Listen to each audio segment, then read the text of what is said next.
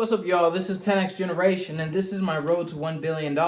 I'm building Neon Arcade, a PC sharing platform that allows you to earn passive income sharing your PC and your games with others in your local area through the internet. Today was a fantastic day in development. I got a bunch done, and I worked for quite a bit longer than I usually work.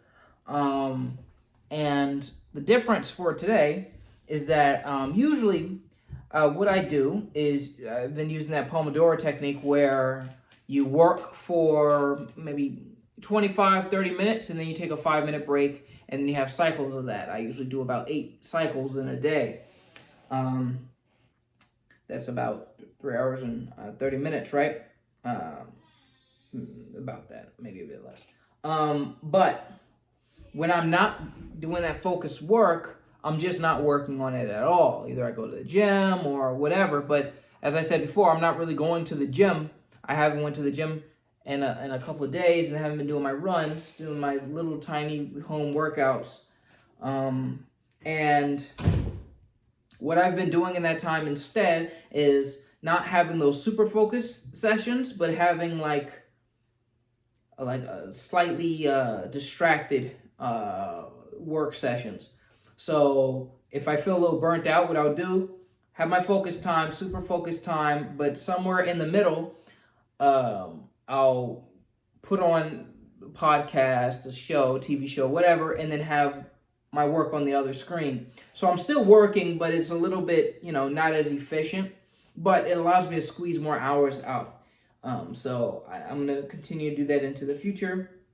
And it gives me a little bit of a break because, intense focus for 3 to 4 hours on something, you get kind of tired of looking at it. But if you kind of divert your attention a little bit, you have your entertainment going here, you got your work going on here, it like kind of rejuvenates you a little bit. It's like a break without actually taking a break. But yeah, so let me get into what I actually got done. So first, I added a ping animation object to the nav bar for computers. So when someone requests your computer, you get a little ping thing in the nav bar. I also made it so that you can delete notifications, and when you click on it, it actually happens immediately. Excuse me. Because what would happen before is you would click on it, and it would have to contact the server and then come back. And then only once it comes back does it actually, delete it. Now what it does is immediately delete it once you click X and then does all that other stuff in the background out of sight. At 2:32, I fixed the bug with refreshing page causing a crash. I don't remember that much about that one, but that took a little while. Added request as a part of the computer object in the API to UI pipeline or front-end pipeline. So in order to actually do something with a request, I have to feed that information in. And I did start making a dedicated route in my server for requesting those requests, those computer requests, but I instead added that request object to the get or fetch your computers command. So now when you fetch your computers, it also gets all the request information for those computers in the same call. So I don't have to make 2 calls for that.